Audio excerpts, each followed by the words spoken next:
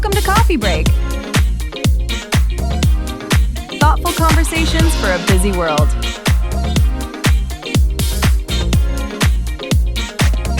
Let's begin. Welcome back to the Deep Dive. It is great to have you with us. Today, we are tackling a subject that it probably keeps a lot of people up at night. You know the scene. The house is just silent. You're staring up at the ceiling fan doing its little spin in the dark, and you are just wondering what exactly is going on here. Mm-hmm. You're doing that mental math of your life, and the numbers just are not adding up. I think everyone at some point in their life knows that feeling intimately. Yeah. It is a very lonely place to be. It really is. But specifically, today we are looking at a phenomenon that is honestly baffling when you first look at it. Yeah, on the surface, it makes no sense. We are not talking about the starving artist scenario today. We're not talking about the student living on ramen noodles because they literally have no income. We are talking about the hardworking professional, the person who, did everything right. They got the degree, they landed the good job, they put in the 50, 60, maybe even 70 hours a week. They earn a salary that, on paper, looks really solid, maybe even enviable to their friends and family. And yet, they feel completely, utterly broke. Completely broke. And we really need to be clear here. We are not talking about systemic poverty, which is a massive, very separate, very real issue where wages simply don't cover survival.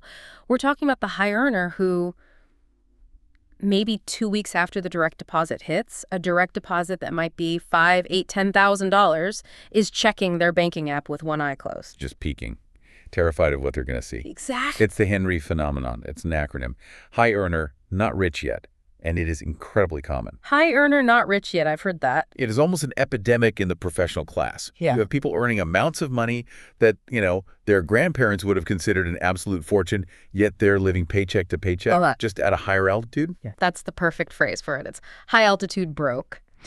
So to unpack all of this, we are diving into a really fascinating stack of research and material that's all centered around this concept of the psychology of the empty wallet. Mm-hmm. And the subtitle of our main source really says it all. Being broke starts in your head, then shows up in your wallet. That is the crux of it right there. Yeah. That's the whole ball game. And I love that we're doing this because usually when people talk about money, they talk about math. Oh, always. They talk about interest rates and investment vehicles and, tax brackets. Right. Spreadsheets, calculators, the boring stuff. The very boring stuff. Exactly. But the mission for this deep dive is to move totally beyond that basic math of income minus expenses. Mm-hmm. We are not going to lecture you on cutting out lattes. Thank goodness. Although, as we go on, we might touch on why you buy the latte in the first place. That's the interesting part. We want to get into the messy, the invisible, the psychological machinery that drives why we do what we do with money. Because frankly, the math part is easy. Okay, that is a bold statement. Is the math really easy? Because for a lot of people, it sure doesn't feel easy. Well, think about it. If it were just a math problem, most of us would have solved it in the 4th grade. Fair enough. I mean, addition and subtraction are not difficult concepts. Huh. If you earn $10,000 and spend $8,000, you have $2,000 left. Simple. A 10-year-old can understand that. But humans are not calculators.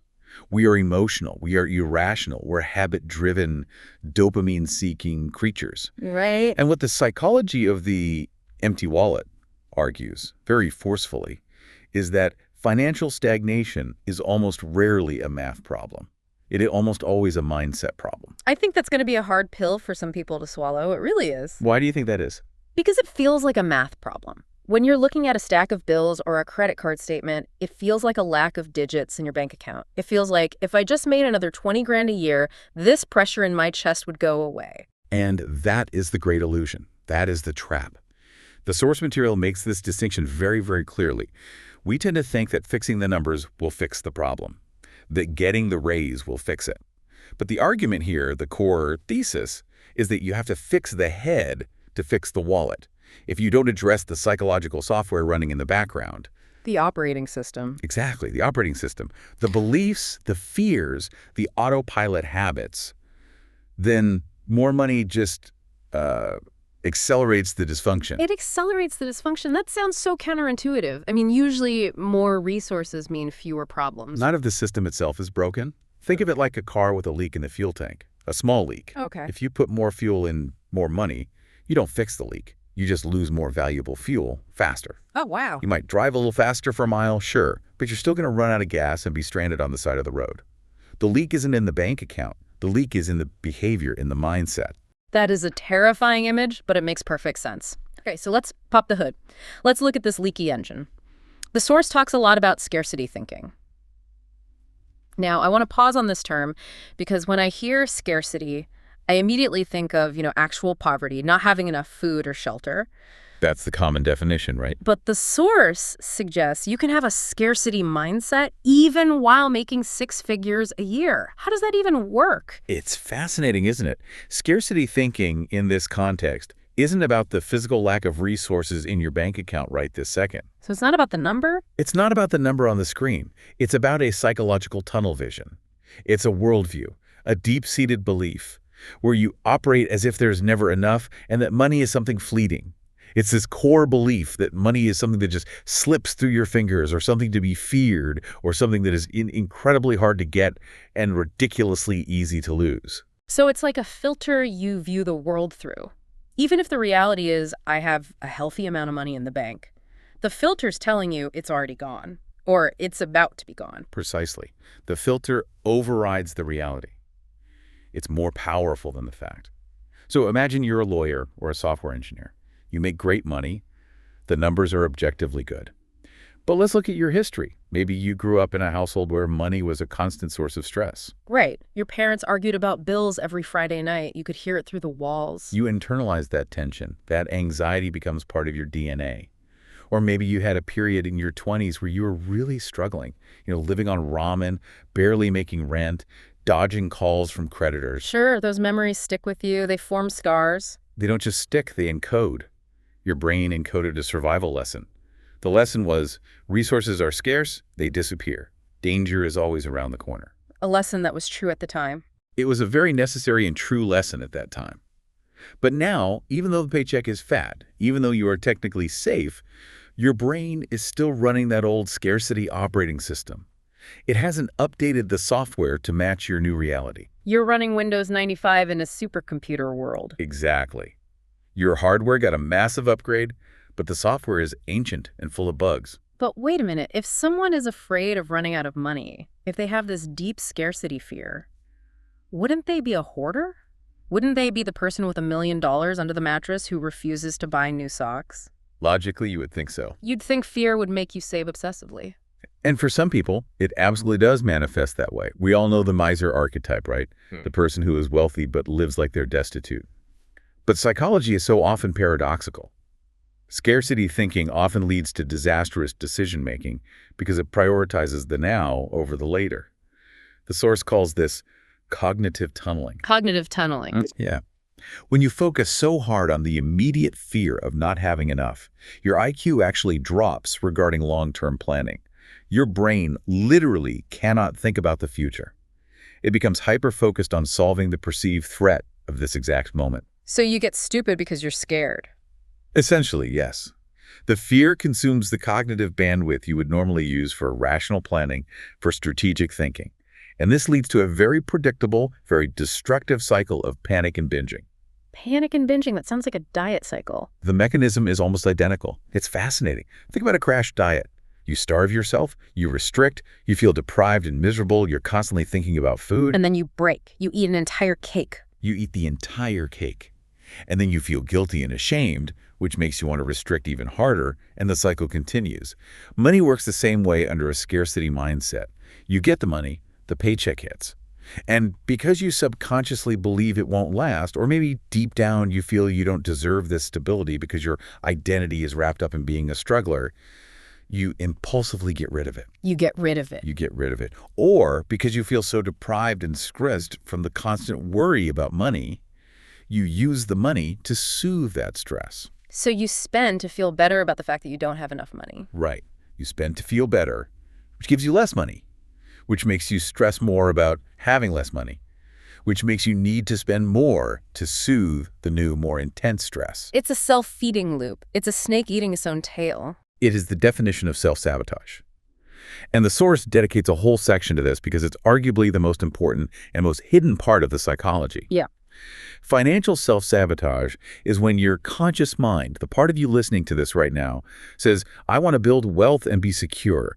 But your subconscious mind says, nope, I am not comfortable with stability. Whoa, hold on. I have to stop you there because that sounds insane. Why would anyone not be comfortable with stability? Oh, it sounds crazy. Everyone says they want peace of mind. No one wakes up and says, you know what I'd like today? A nice, juicy panic attack, please. Everyone thinks they want peace of mind. But what we actually crave on a deep biological level is familiarity. We crave homeostasis. Our brains are wired to seek out what they know. So if you were used to chaos, if you grew up in it, if you were used to living on the edge, if you're used to that adrenaline rush of, will the check clear this month, then stability feels alien. It feels quiet. And quiet is bad. For a brain trained on chaos, quiet feels like waiting for the other shoe to drop. It's unsettling. The lack of noise is itself a threat. That is actually profound. I'm thinking about relationships. It's like when you're in a relationship that's too drama-free after a string of chaotic ones and you start picking fights just to feel something familiar. It is the exact same mechanism. It's a pattern matching machine. So if things get too quiet, financially speaking, if the savings account hits a certain number that you aren't used to, a number that feels unsafe in its stability, you might unconsciously blow it up. You create a problem. You absolutely might. You'll manufacture a crisis to return to your familiar state of stress. How? What would that look like? Well, you might suddenly decide you need a new car that you definitely don't need. Or you might pick a fight with your boss and risk your job right before a big bonus is due. Or, and this is more common, it's more subtle, you simply forget to pay a bill until it goes to collections. You create a 5-alarm fire where there was no fire at all. The source describes this as an autopilot response. It's like an internal thermostat for your finances. Okay, break down the thermostat analogy for me. I think this is really important. Okay, so every house has a thermostat. You set it to, say, 70 degrees. That's your comfort zone. If the temperature in the house drops to 65, the heater kicks on to bring it back up to 70. Right. If it gets too hot, say 75, the AC kicks on to bring it back down. The system automatically works to maintain that 70-degree set point.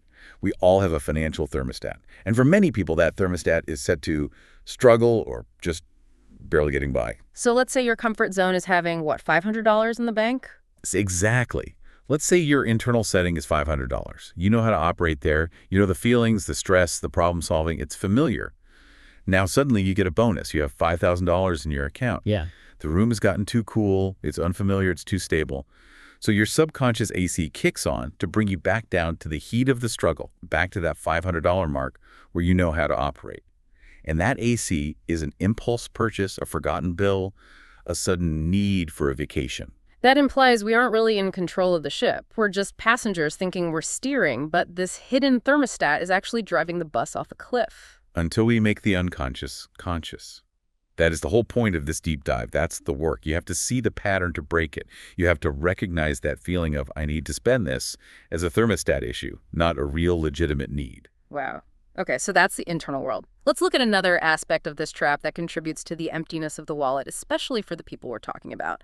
The source highlights a critical distinction between income and stability. I feel like this is where the high earner trap really snaps shut. This is the most common misconception in the professional world, and I mean, it just destroys so many futures. It really does. We live in a culture that celebrates income. The first question people want to know, how much do you make? We never ask, what is your net worth? Or how much do you keep? We confuse cash flow with wealth. Right. If I see someone driving a brand new, $80,000 luxury SUV and they're parking it in the driveway of a massive house, my brain instinctively says they are rich. Instantly. My brain does not say they have a large monthly lease payment, a massive mortgage, a huge property tax bill, and likely zero equity in any of it. Exactly. It's an optical illusion.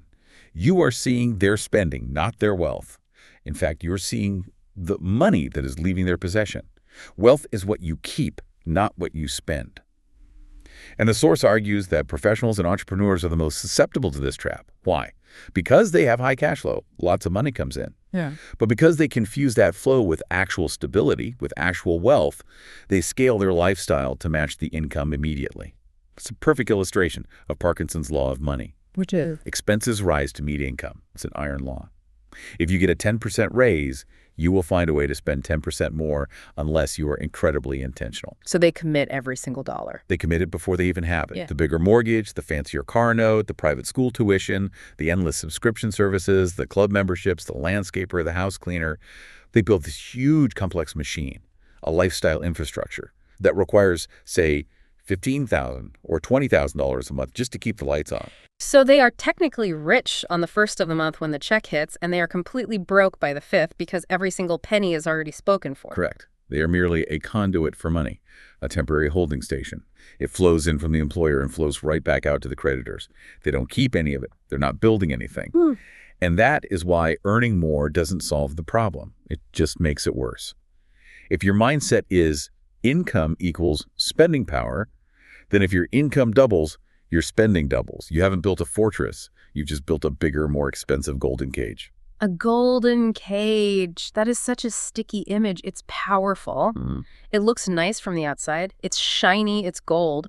But you're locked in. You absolutely cannot quit the job you hate because the cage is so expensive to maintain. And the stress inside that cage is immense because deep down, that high earner knows how fragile it all is. They know that if the income stops for even 2 months, the entire house of cards collapses. That is not wealth. That is precariousness dressed up in designer clothes. So we've diagnosed the root cause.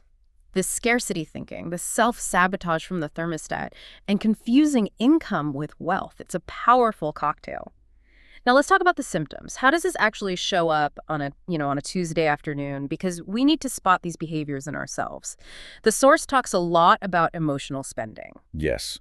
And let's be really careful here because we aren't just talking about retail therapy in the stereotypical sense of the phrase. It's not just buying shoes after a breakup. It's not just buying shoes. It's much deeper. The source identifies spending as a primary emotional regulator for the modern worker. An emotional regulator, so like a drug or alcohol or food. Exactly as like a drug. Think about the modern workplace. For many, it's high pressure. It is high cortisol. You work hard, you sacrifice your time, you miss family events, you deal with difficult clients or a demanding boss. You feel depleted at the end of the day. You feel used. So you feel like you deserve a reward to balance the scales. It's a transaction. I gave my life force. Now I get this thing. I worked hard. I deserve this. Yeah. That is the mantra of the broke high earner. You buy the expensive lunch, the latest gadget, the weekend trip, the upgrade on the flight. And you do it not because you ran a financial analysis and determined it was a wise allocation of capital for Mekank, Right. but because you need a dopamine hit to counterbalance the cortisol of your workday. You are literally medicating your exhaustion with spending. It's like the purchase is a little pat on the back, a little, good job, you survived that terrible meeting. It's a soothe. It's a coping mechanism. And the source makes a fascinating point here. The dollar amount is often irrelevant to the brain. It's the act of purchasing. The act itself. Yes.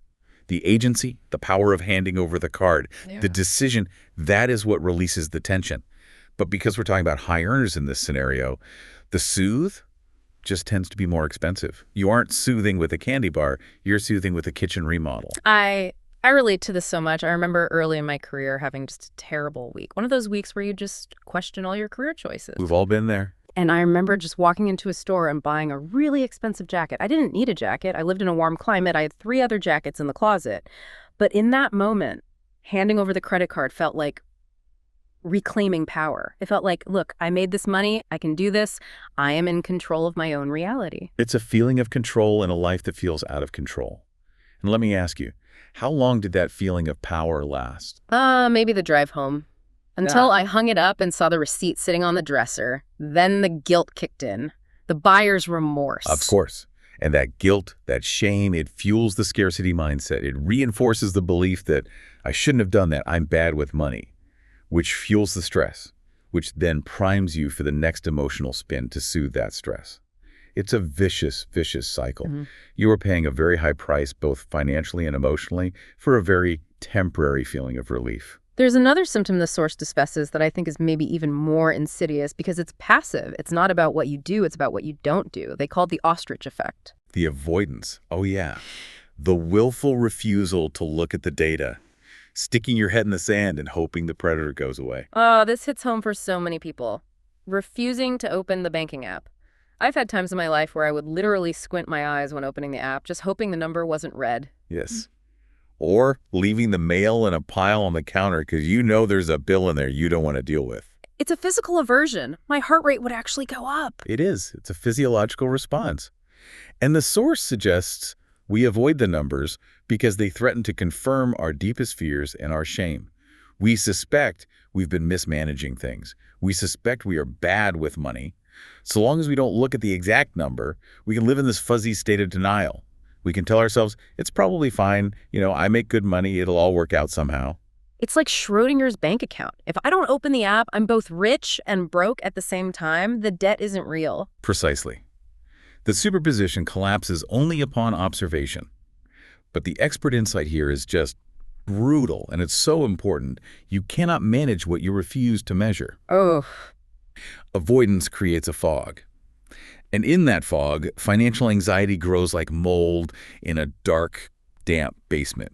You think you're reducing your stress by not looking, but you're actually creating this low hum background radiation of anxiety that follows you everywhere you go. That background hum. That is the perfect way to describe it. Yeah. It's that feeling when you're out to dinner with friends and everyone is laughing, having a great time, but in the back of your brain there's this little tiny voice asking, can you actually afford this appetizer? What if the card gets declined? Yes, and that voice drains your energy. It sucks your life force. It makes you less effective at work. It makes you less present with your family.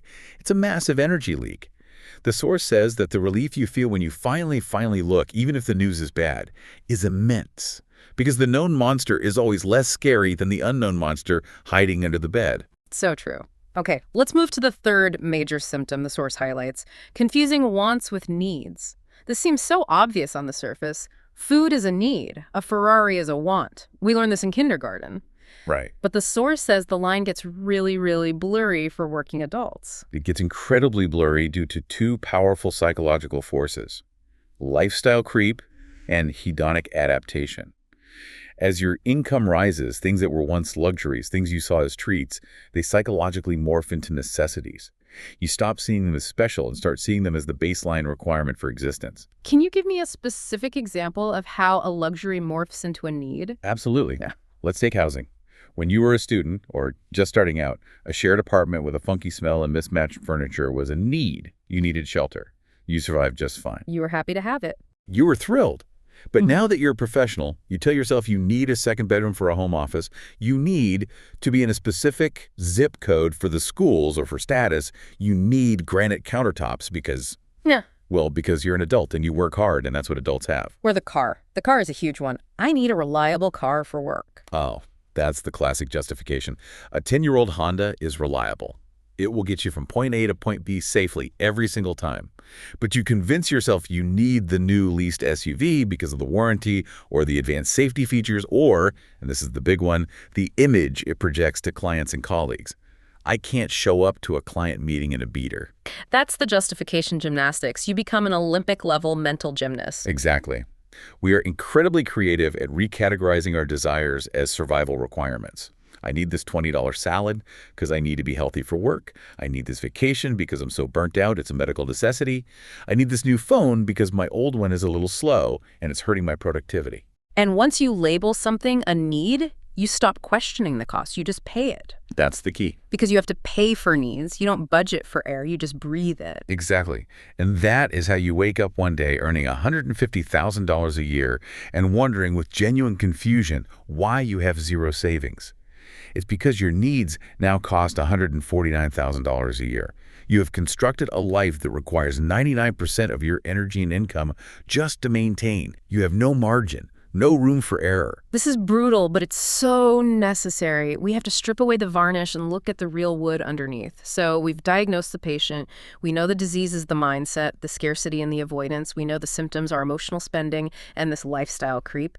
Now let's look at the treatment plan. The way out. The way out. The source uses a really interesting analogy here that I think will resonate with our listeners who work in corporate jobs or maybe run their own businesses, the business analogy. Yes. Managing your life Inc. or me Inc. Okay, I love this frame. So let's use it. If the average listener's household was a company and you were a cold-blooded Wall Street investor looking at their books, would you buy stock in it?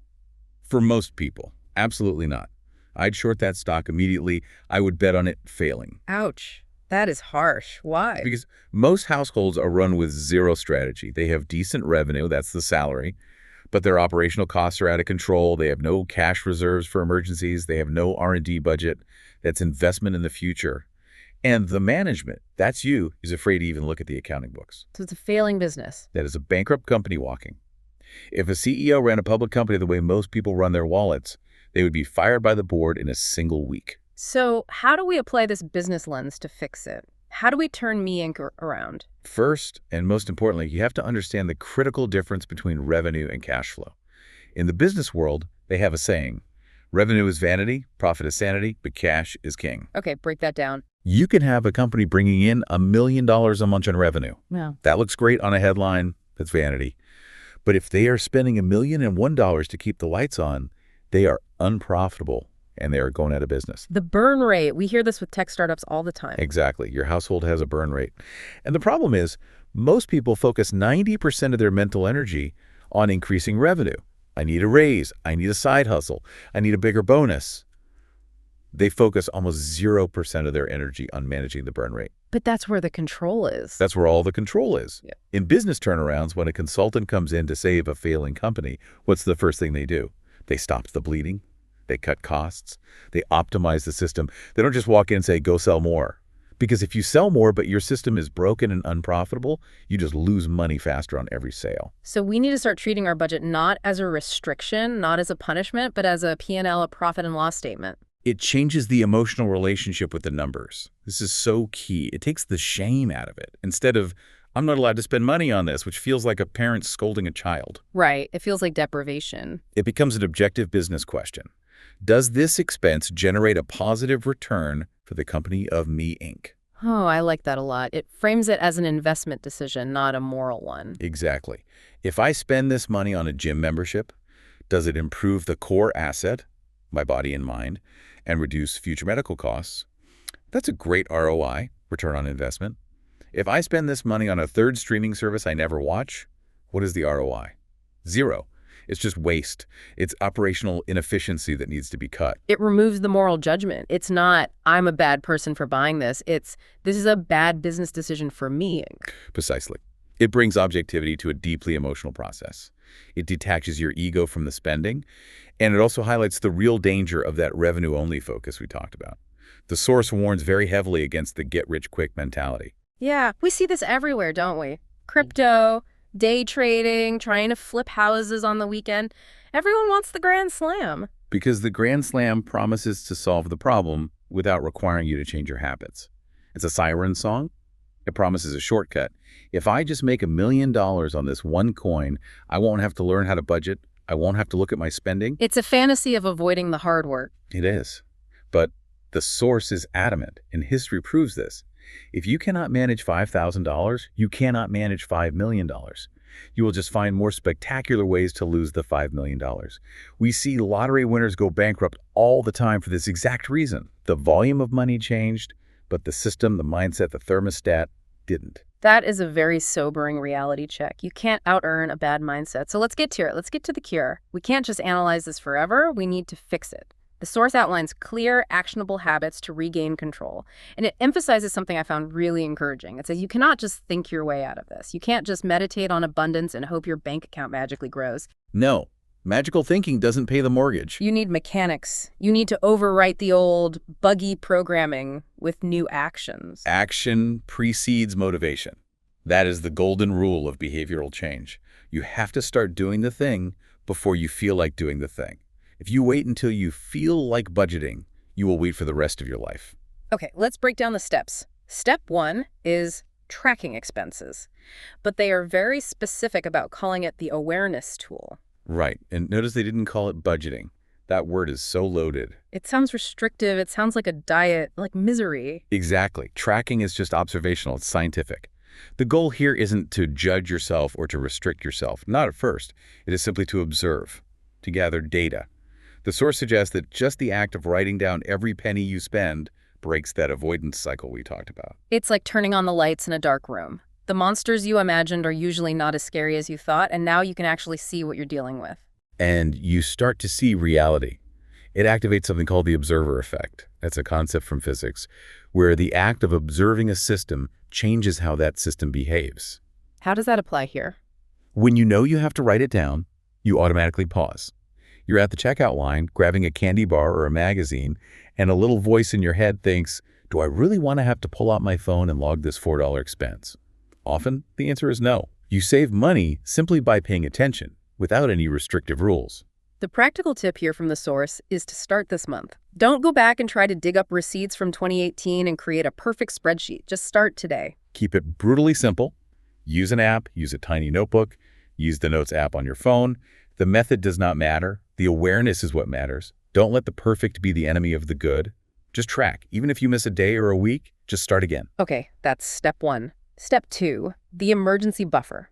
Now, every finance guru on the planet talks about an emergency fund, but the source frames this differently. They call it psychological armor. This is a crucial distinction. I'm glad you highlighted it. We usually hear, have an emergency fund so you can pay for a flat tire or a broken water heater. And that's true. Those things happen. But the source argues that the primary purpose of the emergency fund is to lower your background anxiety. It is biohacking your own nervous system. It's sanity money. Money that has a job, and its job is to help you sleep at night. Yes, exactly. When you have $2,000 or $5,000 sitting in a separate account that you do not touch, your brain's instant survival mechanism gets a signal. The signal is, we are safe. That scarcity panic we talked about earlier, the cognitive tunneling. It starts to dial down. The fight or flight response relaxes. Your cortisol drops. When that panic dials down, you stop making impulsive, panic-based decisions.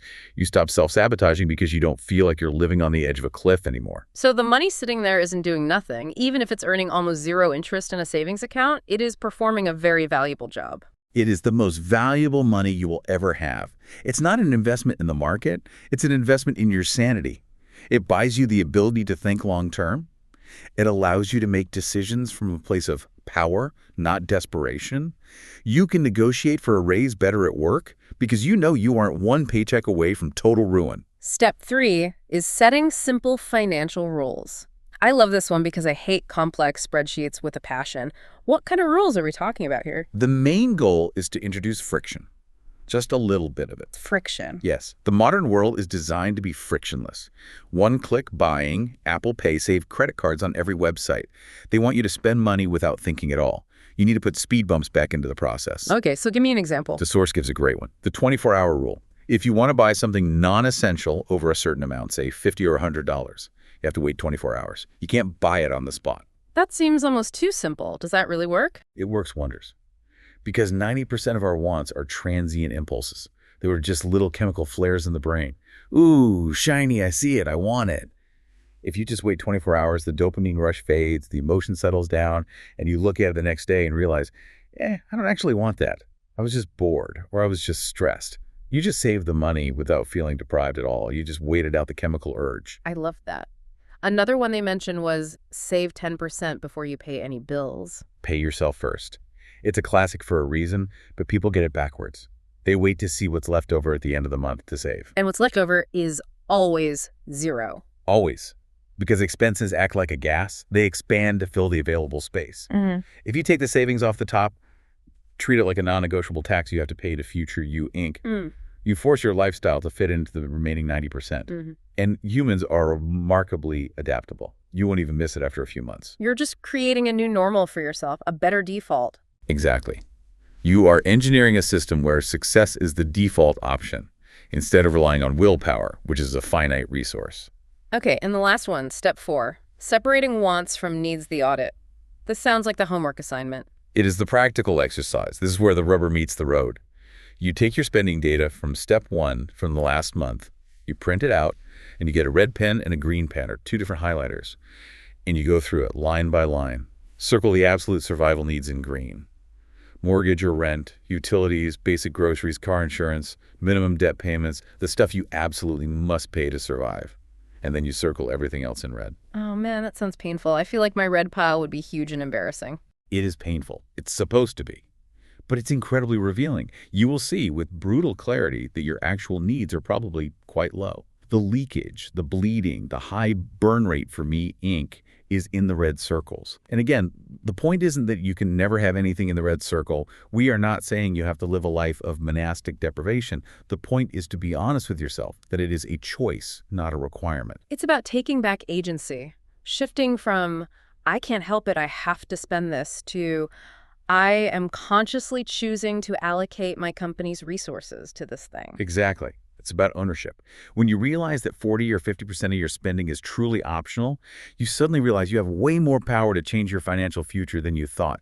You aren't a victim of the economy. You're the CEO of a company with a high burn rate.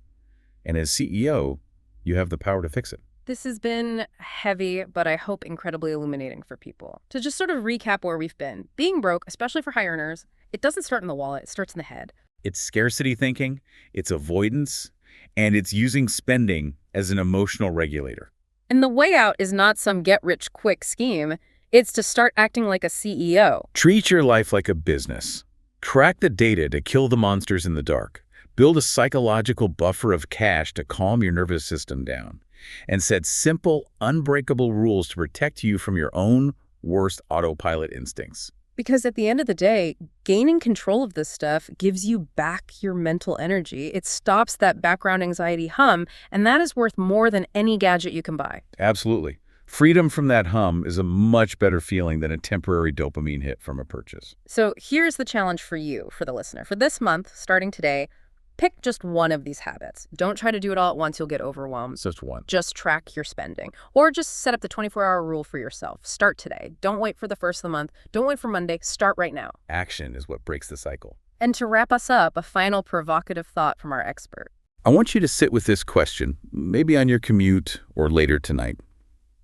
If your income doubled tomorrow, literally, you wake up and your salary is doubled, but your mindset, your habits, your thermostat stayed exactly the same as they are right now, would you actually be richer? Or would you just have more expensive problems? Oof. That is a question to ponder. Thanks for listening to this deep dive. We'll catch you on the next one. See you next time.